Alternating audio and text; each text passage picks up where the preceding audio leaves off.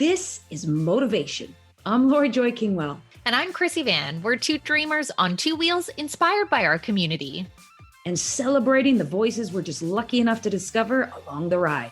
So if not already, like, subscribe, follow along, do what you gotta do to not miss an episode. All right, we're back. We're back after summer holidays. And today's episode, we're talking changing lanes. You know, we may be headed in that same direction, but switching it up, depending on how we're getting there, is usually motivated by something. Thus, what happens when you switch lanes, when you're riding?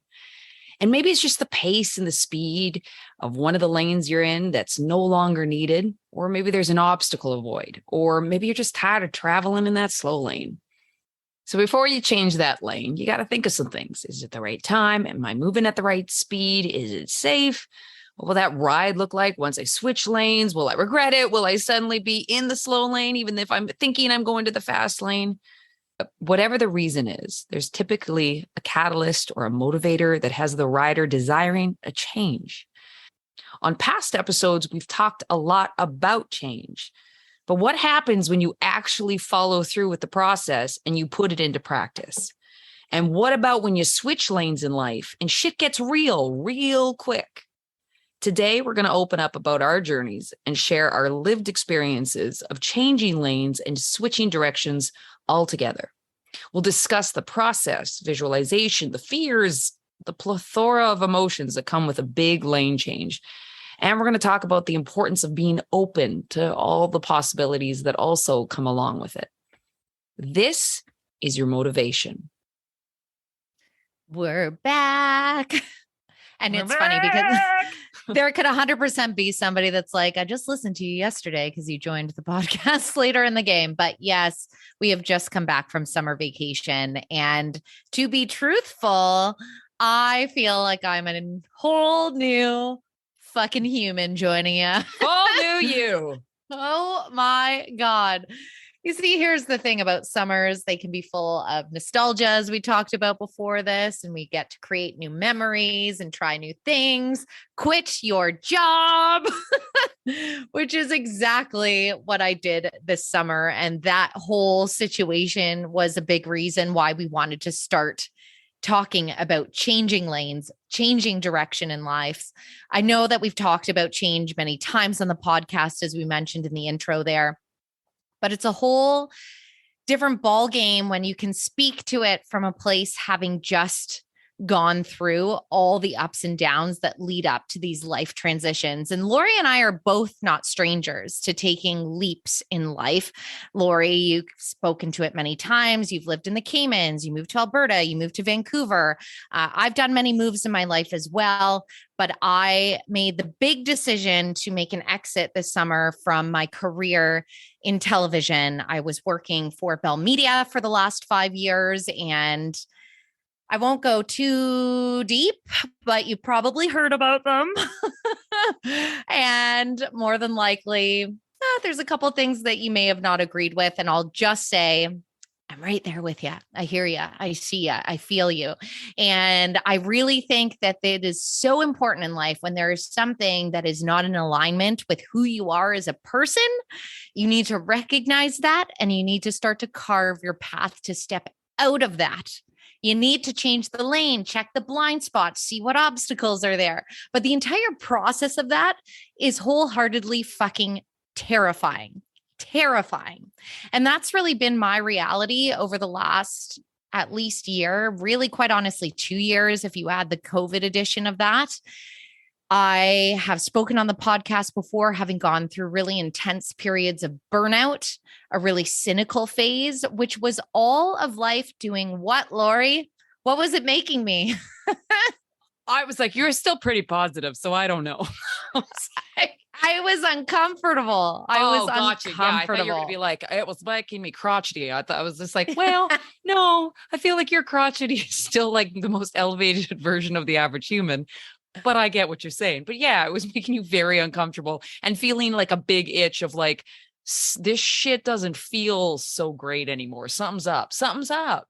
And it really was one of the things that you and I speak about so often. And this is why I think it's cool to tackle this podcast, because what started to happen is everything you and I spoke about started to come into practice. So when I was feeling that version of myself that was crotchety and cynical, a lot of the times that feeling was eating me up was even in my own personal space known as my mind.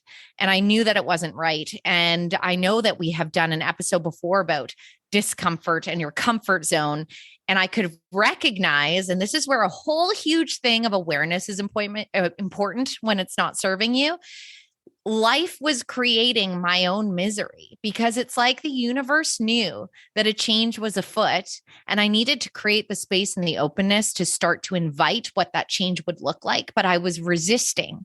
And what happens when we resist those insights? Life is going to create more discomfort for you. Mm-hmm. And I was literally walking and breathing that.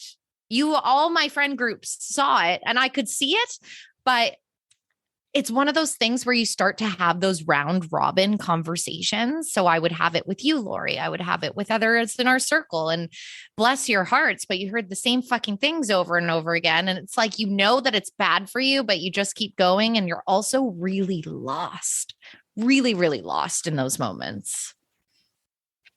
It's confusing too, though, because a lot of times when you're feeling that discomfort about something that is, a real staple in your life at this point, or such a big part of your life, like say a job or relationships or these something that takes up a lot of time and space and energy, it's confusing because at one point it did work really well for you. What point you chose that because something pulled you towards that, motivated you towards that. And so it gets really confusing because it's not a black and white scenario or situation where to say like leave it and make a full lane change and say goodbye or move on. I remember we talked about it and I used the example, like you said, the Cayman Islands for us. That was such a big part of my life for so long, that goal to get to the Caribbean and live such a vastly different life experience than I had growing up in Saskatchewan on the prairies and in Alberta sort of thing. And when the time we spent 5 years there, and then there was a shift and we had got all the juice that we were meant to get out of that experience and it was time to move on. But it was really confusing because for so long, this was a big goal. And this was at the kind of top pinnacle of what I thought was going to bring me ultimate joy and just continue that direction.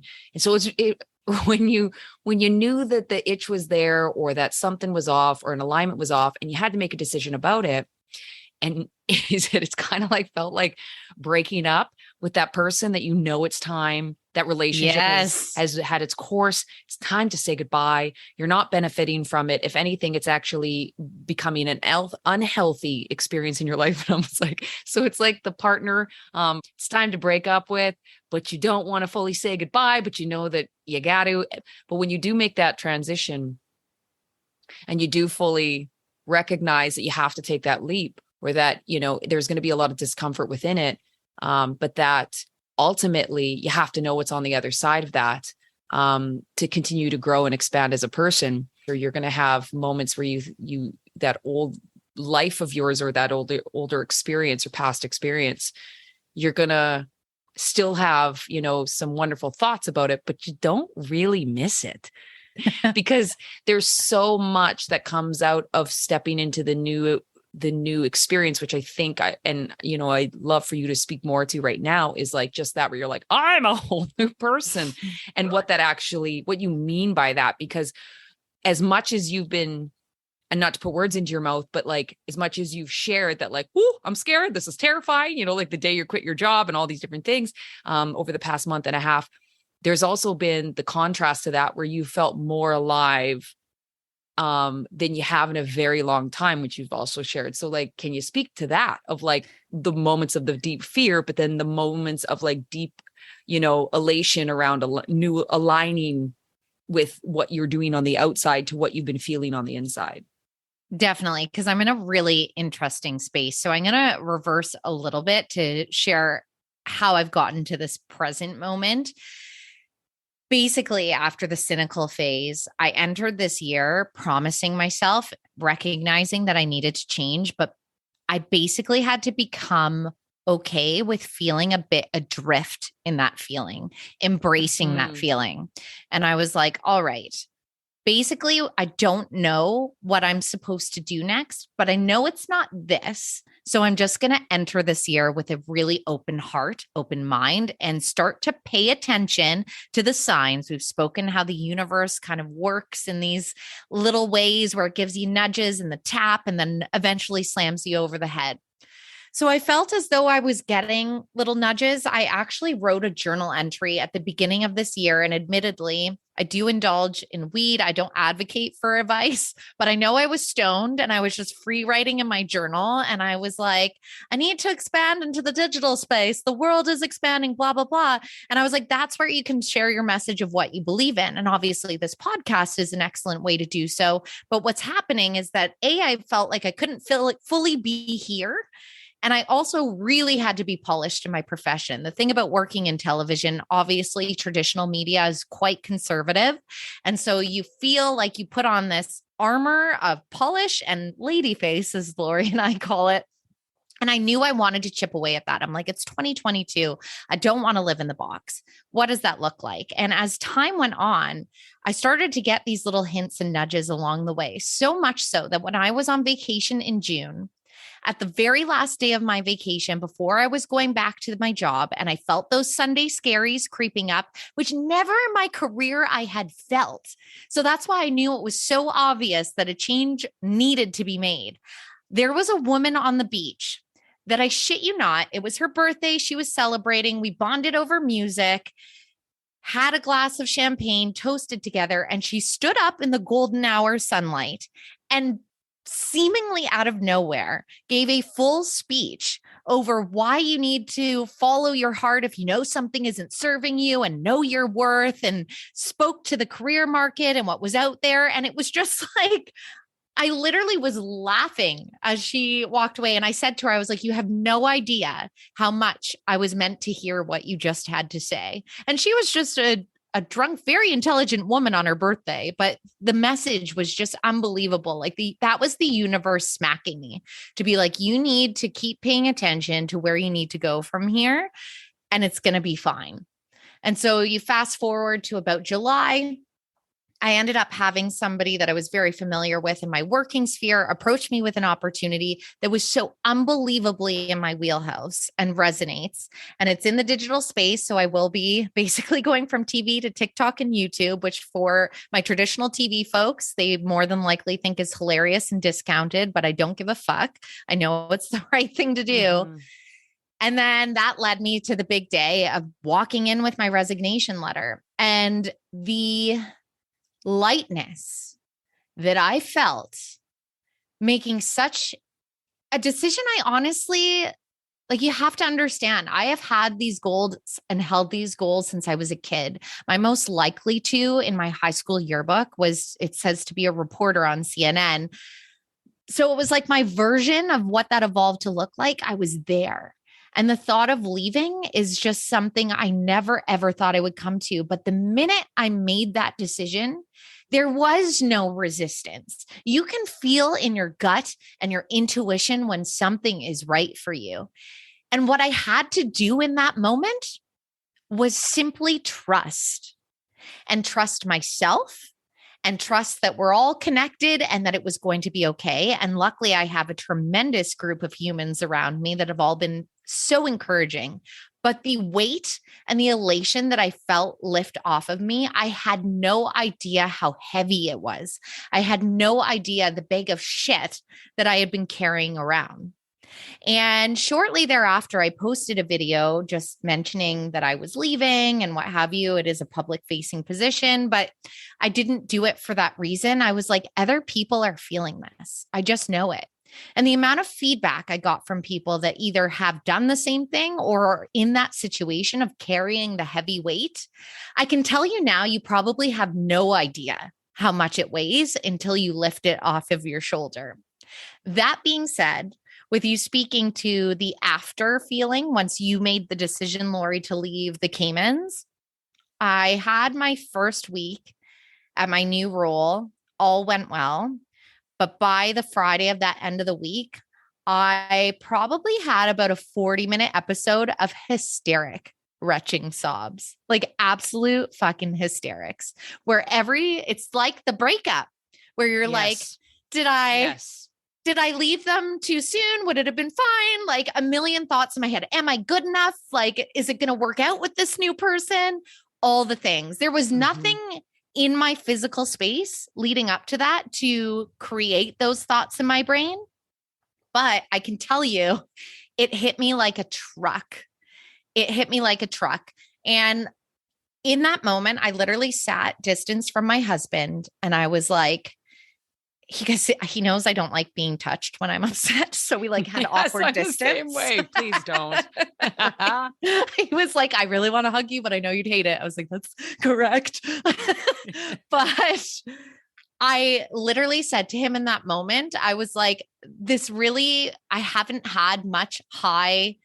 I've come off this crazy high of this decision. And I was like, what I'm feeling right now seems very normal and like it makes a lot of sense. I just need to move through this.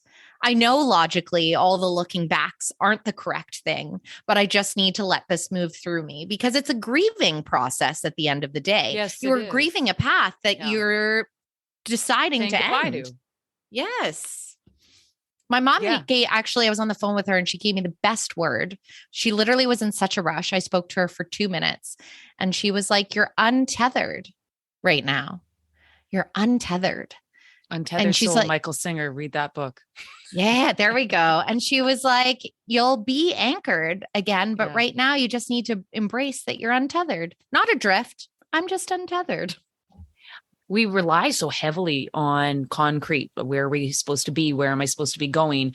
Having our identities around certain things, even, right? We start to identify with our jobs or where we live, and there's a pride that comes with it and all these different things. So there's also that shift. Like when you said about even the comment about the people at work, right? On paper, it looks like you're doing a downgrade. On paper to that world, it looks like you're taking a irresponsible risk. And that's also, we spoke to this in past episodes as well, is that a lot of times these decisions, a lot of the times, don't really make that much sense on paper because it doesn't, a lot of times what we choose to, what really, not even choose, what really aligns in our best interests for the next phase or the next expansion of ourselves, it's not what the world has told us or decided for us, which is usually the roadmap and the resume and what's on paper. And so it usually doesn't make a lot of sense to a lot of other people. And so there's all these conflicting emotions. But what the end result seems to be, what I've lived by so far and experienced and what you have and you're experiencing right now, is that the pain that you go through, the uncertainty, the moments of being untethered are also corresponding with like this clarity to follow and this people coming out of the woodworks that, align as well with, stepping into the unknown and doing whatever you need to do to kind of live out your best life as best you can, sort of thing, whatever that looks like. And it's just the rewards are so much more substantial than the discomfort. But there is, you have to know that like there will be a deep amount of discomfort. And sometimes that discomfort can feel like I've made the wrong choice. I've gotten to the wrong lane. I should have stayed in the lane I was in because all of a sudden edges forward slightly as soon, but you have to trust that process. Like you said, you have to step into that trust of like, there's going to be deep discomfort. That is part of it. But that doesn't change the fact that there is some beautiful things just awaiting me on the other side of this decision. Well, and the thing that I think has been so reassuring when we talk about signs or we've talked about manifesting is that the minute I stopped resisting trying to make things fit where I was at, where clearly I was like, no, this is not the direction that I'm supposed to stay, and cast the net out there to take steps forward in the unknown direction. Mm-hmm. People did start showing up that I didn't expect, or conversations that I didn't expect, or every single time there were moments of doubt, but I was still holding on to that trust in myself. It would be either something someone messaged or that person standing up in front of me on the beach. And so it's just so amazing when you're so in tune with yourself and that feeling in your gut, and you really do decide to lean into trust it, exactly what starts to populate in your sphere. Because that's exactly what happened. It was one of those things where you and I did the manifesting episode not that long ago. And as this started to unfold, I was like, holy shit, I know this works, but whoa, wow, it's really working. It's so amazing when you see these little moments pop into your life that just have so much meaning. And it could be something so simple as a text or a conversation or quotes all of a sudden that I started to see. And I get that our phones are trolling us all the time. So it more than likely knew what state of life I was in. But I have about 1 million screenshot quotes. And it was like every time I opened my phone, something that I needed to see or hear was in front of me. And so it's having that, like, trust has been the biggest part of this process.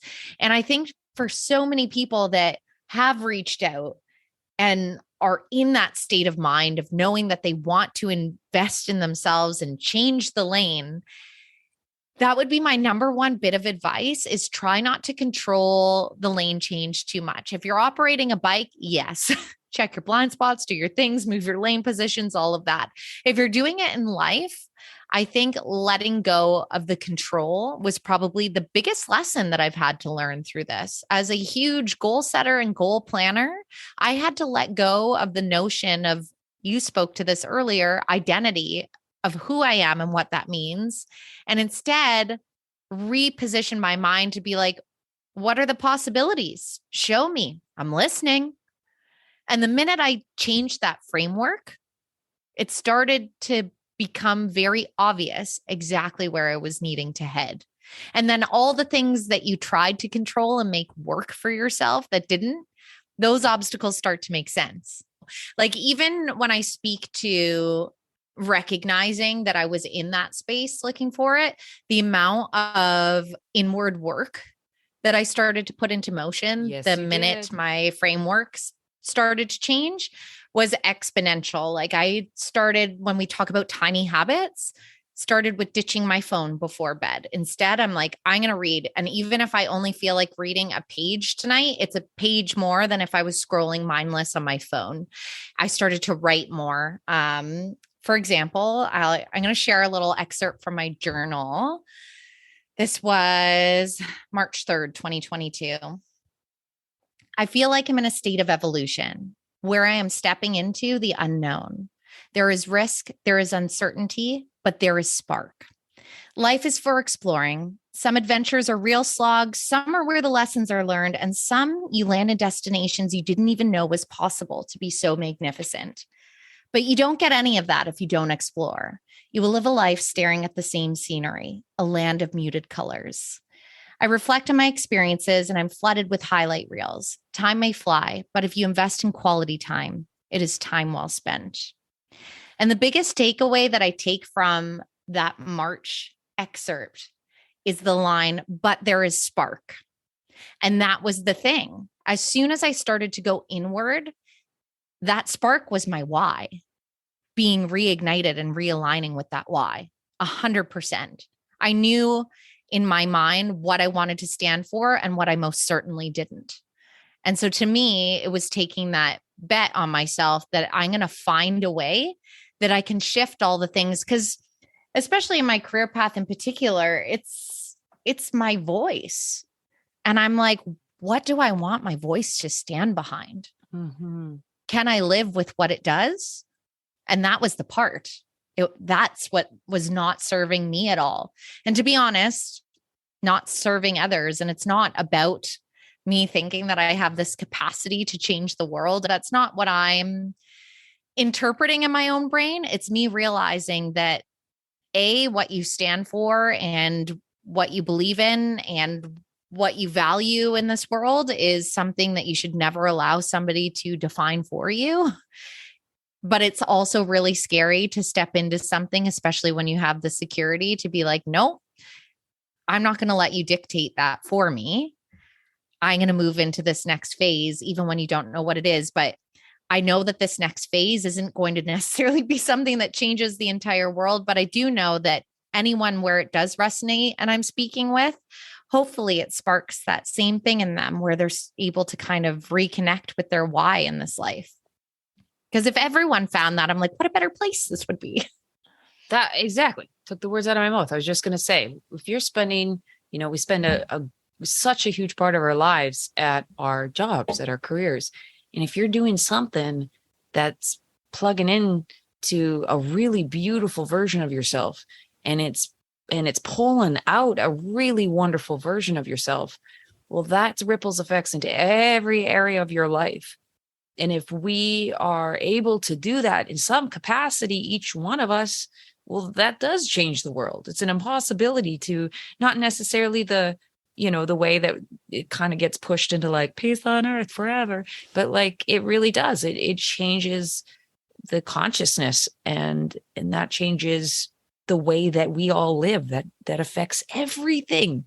And so if we can just start to just align more of our day with our value systems and get really clear on that. And then also ask yourself, why are these your value systems? Who, what part of them are being sold to you and what part of them are, do you really feel as a part of the soul and what part's conditioned and all that jazz. And that's, it's a lot of work and it ends up being broken down over time. But I just think it's a beautiful thing that, or I don't even know, beautiful, cool as shit, that right after we did the episode on manifestation, that it was like 2 weeks later or some shit like that, that you were like, good, quit my job. And I got approached by, like, it was just boom. And it's so it couldn't have been a better follow-up episode to kick back in and follow up with, of just that, of like, we obviously share our thoughts and ideas and our feelings on, but we really do try and take as much action around each of the episodes that we do in our own lives.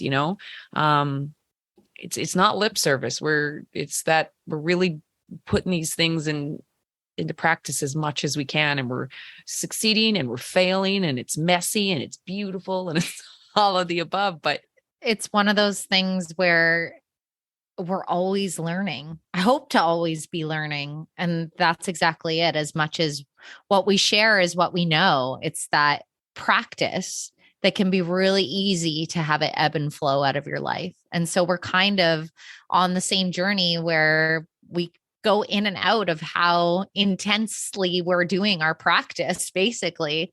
And it's just really, really cool when you can draw off your community or the community that we're looking to create here and know that you're not alone, especially if you're in that middle of the ground, feeling a bit lost type of moment. It's like that little voice in your ear right now to be like, it's okay.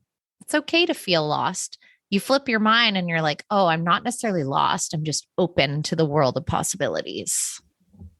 Yeah. It's that lane, that changing lanes, the lens swap, Yes. Understanding that the feeling is the feeling, but the attachment that you're giving it can change. And that ultimately changes the feeling in the aftermath, right?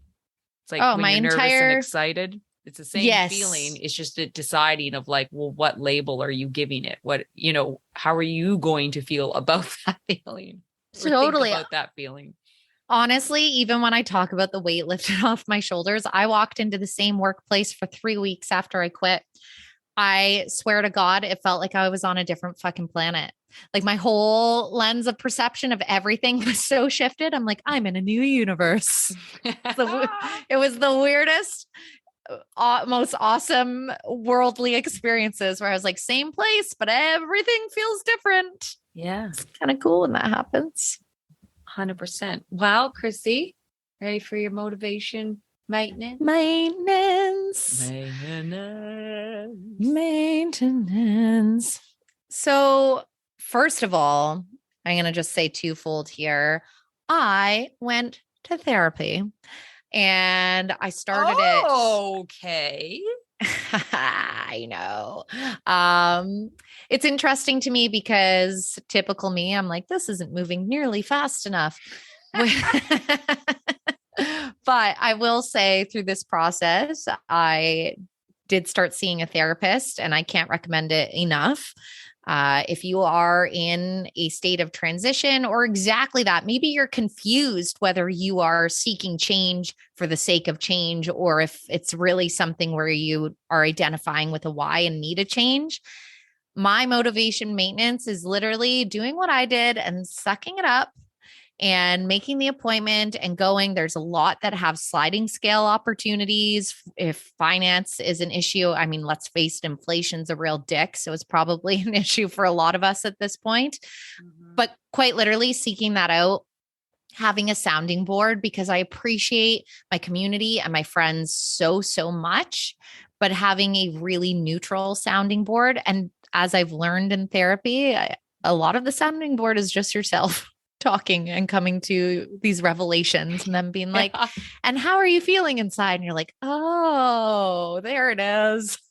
But 1,000%, that would be my biggest advice, especially if you, I mean, we're talking about a big shift, but maybe it's your relationship, maybe it's your career, maybe it's location, whatever it is for you.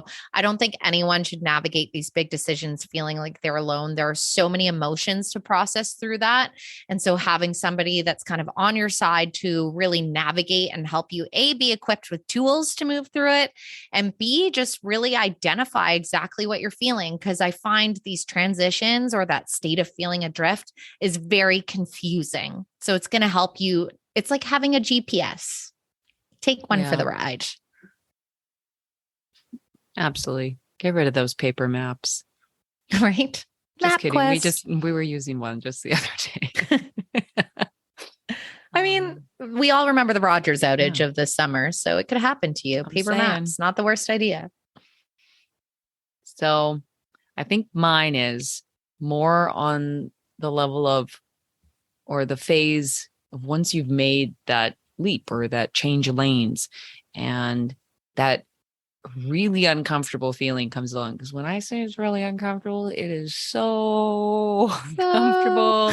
It feels like you just want to run fast and far away from it and go back to where you were. Because maybe if you do, even though you were unhappy, it was still better than this horrible feeling.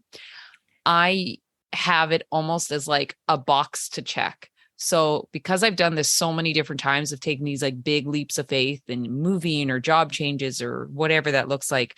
And I know it comes every single time, that I know that it's like, it's absolutely part of it. And if it didn't come, I'd honestly be a little concerned if there, because I'd be like, something's off then. I do, but when it does, what I do is I just kind of talk out loud to myself and I'm like, hey, you're just scared. It just feels unknown. That's it. And then I'm always like, nothing's changed. All the feelings that led you here, all the different, taps on the shoulder, nudges, all that stuff, that nothing has changed. It's just that feeling of the unknown and the scariness and what you referred to as grief. And as soon as I kind of do that, the feeling's still uncomfortable, but it doesn't feel like panic and terror. It just is like very uncomfortable. And then I also know that will pass, but that is part of it, sort of thing. And so when you have it, even if you kind of write yourself a little pep talk, I actually did that when we were, I think it was like the week before we released the podcast and put it out publicly. We were terrified. A letter. I was going to say, I wonder if I want to hear it. Let me see. Letter. Okay, hold on one sec. I know where the journal is. I'll grab it. Yay. All right, found it. It was in this journal. Okay, I haven't read this in a while, so let's see. All right. This is February 23rd. So this was quite a bit before. So we're going to see. So last night I listened to the edited version of our soon to be podcast, Changing Gears. It was good. It was really good for two gals just giving it a go for the first time. I became extremely proud of us and excited to share this with others. But within the hour, small seeds of doubt crept in. Who do you think you are? You think this is good, but others will hear it and they won't hear it that way. You're going to look like you're trying too hard. All these feelings and thought felt like the truth in the moment. And I was able to mostly shut these down. But there's that linger of, well, what if it is the truth? And that's why I'm going to write this morning. To be clear on what my truth is. It may be true that some people will feel this way about me and about Chrissy and what we do. And if anything, I can almost bet on it. But this is not my truth. So what is my truth? It's that Chrissy and I are creating this podcast through our passion for self-growth and possibility of life. We want to inspire and we want to be inspired through this experience, through our episodes. We want to push ourselves. We want to express ourselves and have a great time doing it. People have come to me my whole life for advice or a little inspiration as to their self-worth. And I'm as good as any to be sharing that with others.